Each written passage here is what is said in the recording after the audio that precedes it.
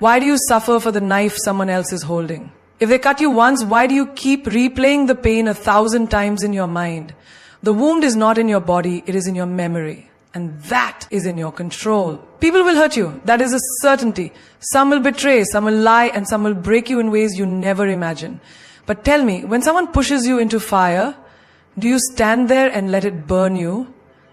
Or do you step away? Most people, they don't step away. They hold on to their pain like a trophy, showing it to the world, nurturing it, feeding it. And then they ask, why am I suffering? But suffering is a choice. And today, I will give you 5 ways to handle people who hurt you without letting their poison become yours. You sit there, replaying the moment over and over in your mind. The words they said, the betrayal they inflicted, the pain they caused. And in the midst of your suffering, you whisper to yourself, they should apologize. You wait.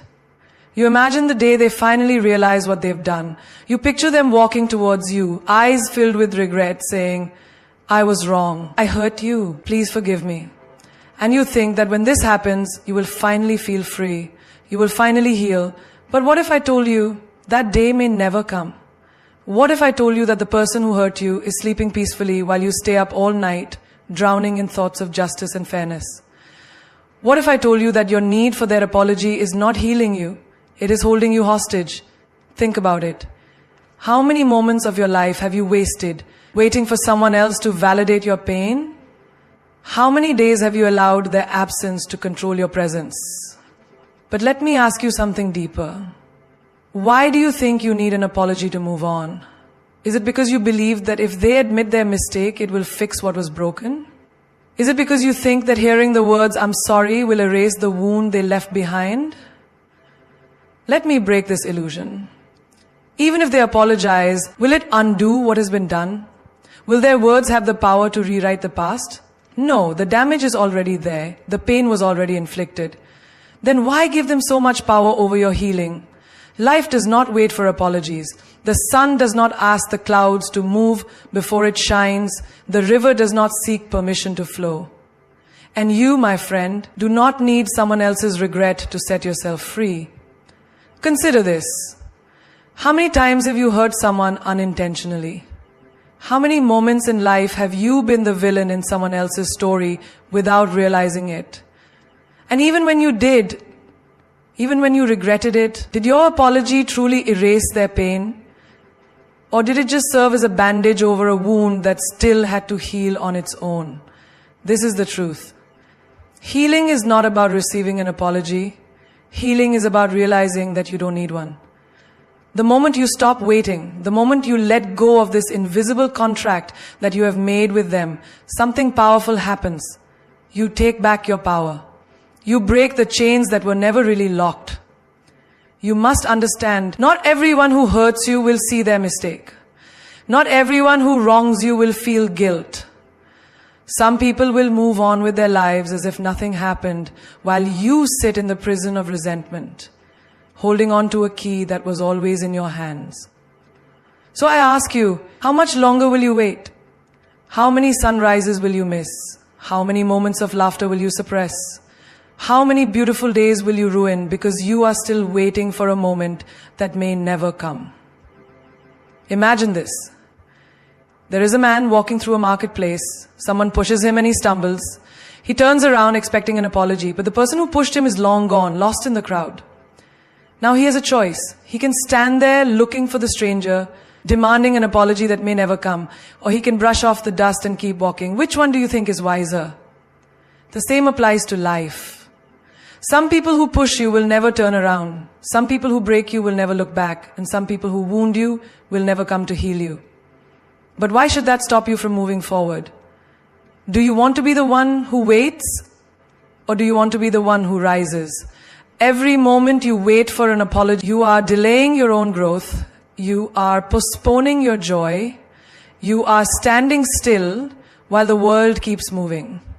But the moment you say, I do not need their words, I do not need their guilt, I do not need anything from them to move forward, that is the moment you become free. Because in the end, the greatest revenge is not in hearing, I'm sorry. The greatest revenge is in not needing to hear it at all. Someone hurt you, they lied, betrayed, humiliated, or abandoned you, and now their actions live in your mind, playing on repeat like a broken record. You wake up thinking about it, you go to bed thinking about it, and every free moment in between, their words echo inside you like a poison you can't spit out. But tell me, who is truly suffering now? They have moved on. They are laughing, eating, living their lives without a second thought about you. Yet, here you are, still carrying the weight of their darkness. They poured poison into your cup, but instead of throwing it away, you are drinking it every single day. Now, ask yourself, who is really at fault? Them for giving it to you, or you for continuing to consume it? It is easy to blame the one who hurt you, but blaming them does nothing. Will your pain lessen if they feel guilty? Will your wounds heal if they cry for you? No. Their regret, if it ever comes, does not take away the damage. And that is where most people go wrong. They believe that by holding on to resentment, by replaying the pain, they are punishing the one who hurt them. But in truth, they are only punishing themselves. Imagine this, someone throws a rock at you. It hits you and it hurts. Now you have two choices. You can drop the rock and focus on healing your wound, or you can pick up the rock, carry it everywhere, and let it weigh you down for the rest of your life. Which one makes more sense? Yet people do the second thing every day. They collect the stones of betrayal, the bricks of anger, and the heavy chains of resentment, and then they wonder why they feel so exhausted, so broken, so lost. Do you not see? You are not carrying their actions. You are carrying your reaction. The poison is not in what they did. The poison is in what you continue to think about what they did. Let's say you walk into a room full of toxic gas. The air is poisoned. It burns your throat, stings your eyes, makes it hard to breathe. Would you stand there and complain about the air? Would you scream about how unfair it is that someone filled the room with poison? Or would you simply walk out? You see, in life, people will always try to poison you with their hate, their betrayal, their negativity. But you do not have to breathe it in. You do not have to keep standing in that room. When someone breaks you, you have two options. You can become like them, or you can rise above them. Most people choose the first without even realizing it. They think, I will never be like them. But slowly their heart becomes hard. They start treating others with the same distrust, the same bitterness. The pain they receive, they now pass on. A child who grows up in a house full of anger shouts at his own children. A woman who was betrayed by love stops believing in love altogether. A man who was cheated in business starts cheating others to survive, and just like that, the cycle continues. The poison spreads, the darkness grows. But you have the power to stop it. If someone lied to you, let them keep their lies. You stay truthful. If someone broke your trust, let them carry their dishonesty. You remain sincere. If someone tried to drag you down, let them sink alone. You rise. Because the moment you allow their darkness to change your light, they have won. Think of a river. It does not stop flowing just because someone throws dirt into it. It does not refuse to move forward just because obstacles are placed in its path. The river simply finds another way, a new path, and keeps moving towards the ocean. Be that river. Let them throw their dirt. Let them build their obstacles. Let them do whatever they want. You, my friend, will keep flowing. Because in the end, the greatest power is not in how much you can hurt someone back. The greatest power is in how untouchable you become. They expect you to react. They want you to scream, to cry, to break down, to show them that their words, their betrayal, their cruelty had power over you. They want to see proof that they still control your emotions. But what happens when you don't give them that satisfaction? What happens when you simply stay silent? That is when they start to fear you. Because nothing disturbs a person more than realizing they no longer have access to your emotions. Nothing unsettles them more than knowing they did everything they could to hurt you, yet you remain untouched, unshaken, unmoved. Silence is not weakness, silence is strategy. People think revenge is about proving a point, about making sure the other person suffers as much as they made you suffer. But real revenge is when they expect war and you don't even acknowledge their existence. Imagine this. Someone spreads lies about you. They try to ruin your reputation. They do everything in their power to bring you down.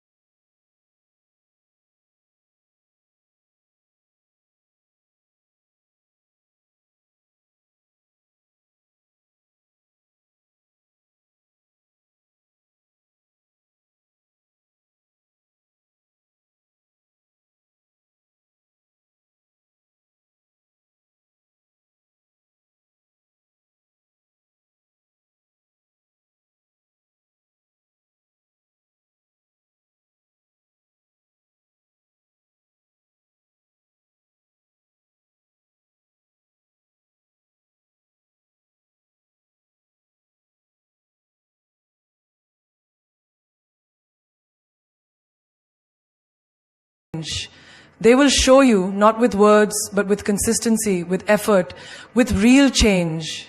But a person who only regrets losing control over you will act the same way once they think they have you back. So, forgive. Forgive for your own peace. Forgive because holding on to hatred will only damage your own soul. But never ever forget the lesson. Forgive them, but remember the way they made you feel. Forgive them, but remember how they turned their back on you. Forgive them, but remember how they valued their ego more than your pain. Because life does not give the same lesson twice. It is up to you whether you learn the first time or suffer again and again. Some doors are meant to close. And that does not mean you are cruel. It means you respect yourself enough to not let the same storm destroy you twice. You owe no one blind trust. You owe no one repeated chances. You owe yourself peace, wisdom, and strength. So forgive. But never forget who they truly are. They want to pull you down. They want you to fight, to argue, to struggle in the mud where they live. Because the moment you step into their battlefield, you are already playing their game. But what happens when you rise? What happens when you don't engage, when you don't lower yourself, when you don't give them the satisfaction of dragging you into their chaos? They lose. Because their greatest victory is not in destroying you, it is in making you destroy yourself. It is in making you doubt your own worth, making you question your own strength, making you react in ways that prove you are just like them. But you are not like them. There are people in this world who thrive on negativity. They provoke, they manipulate, they push your buttons just to see how much control they have over you. And if you react, if you fight back in the way they want you to, they win. Not because they are stronger, but because they made you forget who you are. It is not your job to prove yourself to anyone. It is not your job to convince small minds of your greatness. An eagle does not argue with crows. It does not waste time fighting on the ground. It spreads its wings and flies so high that the crows can no longer reach it. You must do the same. When they insult you, do not respond. When they try to provoke you, do not react. When they create drama, do not engage. Because the moment you give them your energy, you give them your power. And once they have your power, they control you. Have you ever seen a person so calm, so composed, so unshaken that it drives others mad? That is because strength is not in shouting the loudest. It is in being so untouchable that no storm, no insult, no betrayal can shake your foundation. Think of a mountain. A storm may rage around it. The wind may scream, the rain may pound, the lightning may strike. But the mountain does not move. It does not chase the storm. It does not fight the wind. It simply stands, unbothered, unshaken. That is real power. Some people will try to make you feel small because they are terrified of how big you truly are. They will throw stones at you, hoping you throw them back, hoping you reduce yourself to their level. But a wise person does not waste time throwing stones. They use them to build something greater. Your energy is sacred. Where you focus your attention is where your life will go. If you focus on fighting small battles, you will always be surrounded by small people. But if you focus on rising, on building, on evolving, then soon those small people will become nothing but distant noise. Not everyone deserves access to you. Not everyone deserves a response. Some people deserve only one thing: your silence, your indifference, your distance. Because when you rise, they can no longer touch you. When you rise, their words become powerless. When you rise, they realize they never had control over you at all. Do not let them trap you in their world. Elevate yourself so high that their world no longer exists in yours. Pain is real, but its power over you is an illusion. It is not the pain itself that destroys you. It is how much you feed it, how much you allow it to consume you, how much space you give it in your mind. Have you ever noticed how the same pain that makes one person stronger completely breaks another? Why is that? It is not the pain that is different, it is the mind that experiences it. One person takes their suffering and turns it into wisdom. into resilience, into fire that fuels them. Another lets it drown them in sorrow, letting it shape their identity, letting it become their excuse. Pain knocks on everyone's door. No one escapes it. The difference is, do you open the door and invite it in? Do you set a table for it? Do you let it stay, feeding it your thoughts, your energy, your peace? Or do you acknowledge it, learn from it, and send it on its way? A wound only hurts as long as you keep touching it. If you keep picking at a scar, it never heals. The same is true for emotional pain. The more you replay the betrayal, the more you relive the heartbreak, the more you hold on to the injustice, the deeper it cuts. Pain wants attention. It wants you to think about it, talk about it, carry it with you. But what happens when you stop giving it what it wants? What happens when you stop feeding it? It weakens. It fades. It loses its grip on you. Think about fire. If you stop giving it oxygen, it dies. The same is true for pain. It survives because of the energy you give it. The more you focus on it, the more power it has. But if you turn your focus away, if you pour your energy into something greater, your growth, your dreams, your peace, pain becomes just another experience, not your entire existence. A person who has mastered their pain is unstoppable. They do not crumble when things go wrong. They do not break when life throws its worst at them.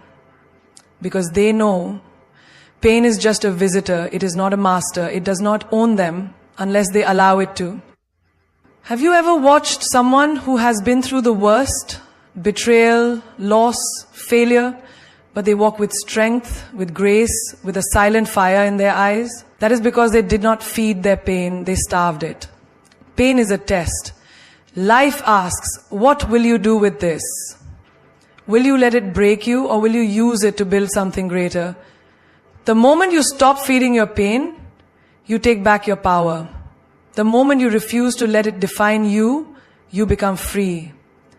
The moment you see it as just another experience, it loses all control over you. Because pain is not the enemy, your attachment to it is. If your happiness depends on someone else, you are not living, you are surviving. You are waiting for their approval, their affection, their validation to tell you that you are worthy of joy.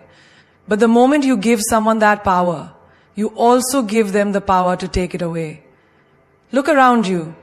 How many people do you see walking through life like puppets? Their emotions controlled by someone else's actions. If someone smiles at them, they feel good. If someone ignores them, they feel worthless. If they are loved, they shine. If they are rejected, they fall apart. This is not happiness. This is slavery. Why should your joy be dictated by people who barely understand themselves? One day they will lift you up, the next they may walk away. And if your happiness is tied to them, what happens then?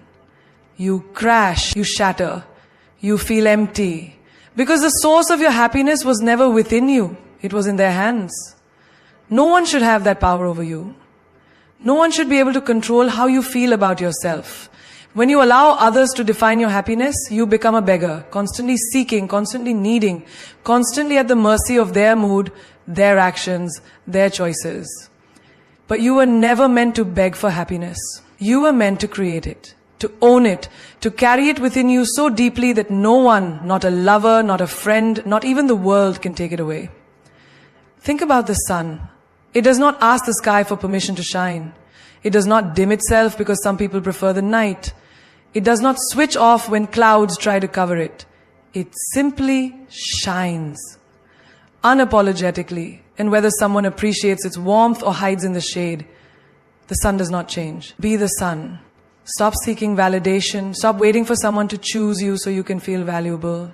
Stop giving people the keys to your peace, your confidence, your self-worth. If they hold the keys, they control the doors. They decide when to open them, when to close them, when to lock you out of your own happiness. Why would you give them that power? Happiness is not something they give you. It is something you decide. It is waking up in the morning and saying, I am enough. Even if no one tells you. It is looking in the mirror and loving yourself.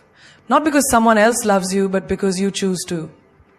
It is understanding that your worth is not defined by how others treat you, but by how you treat yourself. The world will try to make you believe otherwise. It will tell you that you need love, success, money, attention to be happy. It will make you chase things, people, approval, as if happiness is always out of reach, always in someone else's hands. But that is a lie. True happiness is not found in people. It is not found in things. It is found in the moment you decide you are enough just as you are. It is found in knowing that no one, not a lover, not a friend, not even fate, has the power to take away what is already within you. Some doors must close without hesitation. Some roads must end without regret. And some people must be left behind without looking back. The problem is, most people do not know how to walk away. They hesitate, they overthink, they wait for closure that may never come. They keep turning around, hoping for an apology, for validation, for a sign that they mattered. But the moment you turn back, you are still chained to what was, still bound to the past, still holding on to something that no longer serves you. Why do people struggle to walk away? Because they believe leaving means loss. But walking away is not losing, it is choosing. Choosing yourself over disrespect. Choosing peace over chaos, choosing growth over stagnation. You do not owe anyone your suffering. You do not owe them your endless patience while they treat you like an option. You do not owe them another chance to hurt you. Have you ever watched someone trapped in a cycle? They know the situation is toxic. They know the person is hurting them. But they stay. They stay because they think love should be painful. They stay because they think time invested means they cannot leave. They stay because they are afraid of the unknown. But the truth is, nothing will destroy you faster than staying where you do not belong. Walking away is not weakness, it is power. It is realizing that you do not have to fight to be seen. It is understanding that silence is louder than words, that your absence speaks louder than your begging ever will. If someone does not see your worth, show them what it means to lose you. If someone takes you for granted, remove yourself so they can feel the emptiness where you once were. Think about a house on fire. Do you stand inside, hoping the flames will die down? Do you wait for the heat to become bearable? No. You leave. You do not negotiate with destruction. You do not argue with fire. You do not wait for it to understand your pain. You walk away because your life depends on it. The same goes for people who drain you, disrespect you, or bring you down.